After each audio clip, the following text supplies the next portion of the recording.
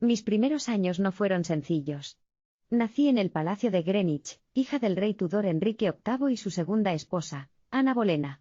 Mi padre había desafiado al Papa, y separado a Inglaterra de la Iglesia Católica Romana para casarse con mi madre, disolviendo su matrimonio con Catalina de Aragón, quien le había dado una hija, María. La esperanza de mi padre era que mi madre diera a luz a un heredero varón, vital para asegurar la sucesión dinástica. Sin embargo, mi nacimiento como niña fue una amarga decepción para él y debilitó la posición de mi madre. Antes de cumplir 3 años, mi padre mandó ejecutar a mi madre bajo acusaciones de adulterio y traición. Por instigación de Enrique, un acto del Parlamento declaró nulo su matrimonio con Ana Bolena desde el principio, dejándome como ilegítima, como siempre habían afirmado los católicos romanos. Aunque no se conoce el impacto emocional de estos eventos en mi infancia, se sabe que mostraba una seriedad inusual desde joven. Cuando en 1537 Jane Seymour, la tercera esposa de mi padre, dio a luz a mi hermano Eduardo, pasé más al olvido, aunque no fui descuidada. Enrique VIII, a pesar de su capacidad para la crueldad, mostraba afecto a todos sus hijos.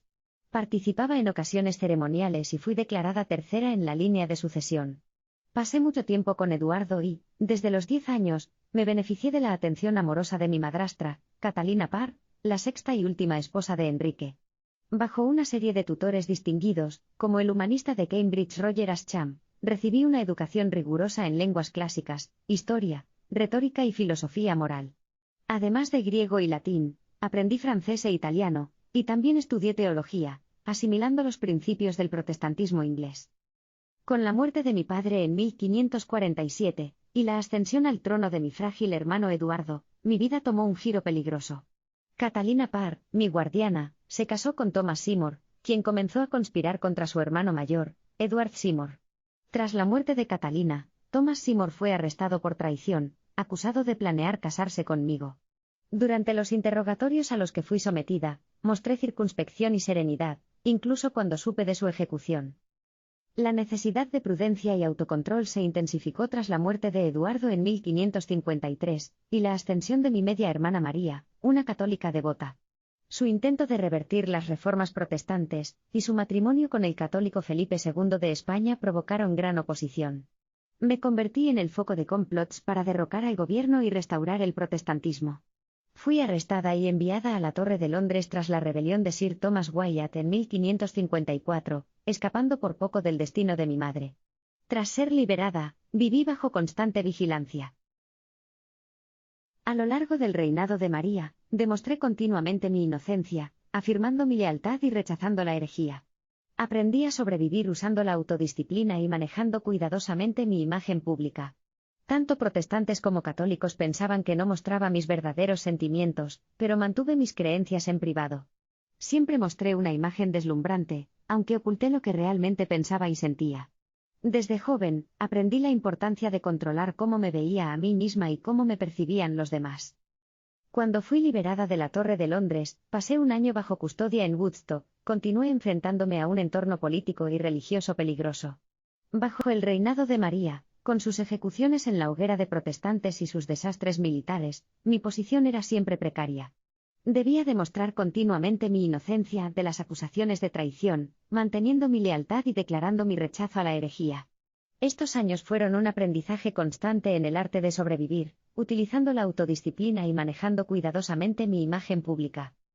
En cuanto a mis creencias personales, especialmente en temas de religión, siempre he sido algo enigmática. Tanto protestantes como católicos a menudo pensaron que no mostraba mis verdaderos sentimientos, supe mantener mis creencias en privado. A lo largo de estos años difíciles, aprendí la importancia de controlar cómo me veía a mí misma y cómo me percibían los demás.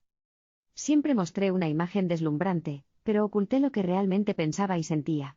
Quienes intentaban conocerme mejor a menudo terminaban descubriendo solo otra capa de mi imagen pública.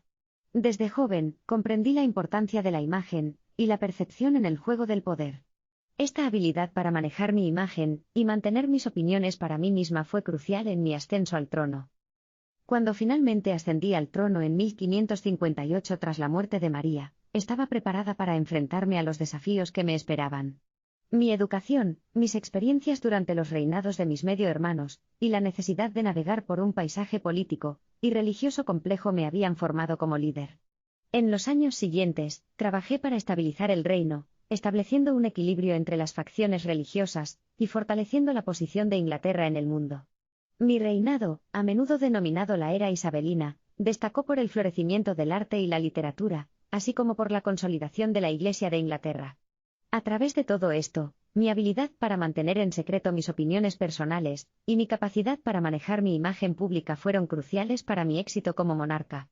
Mi legado, espero, será recordado como el de una gobernante que supo navegar con habilidad en una época de grandes cambios y desafíos, manteniendo a mi país en un curso de prosperidad y estabilidad.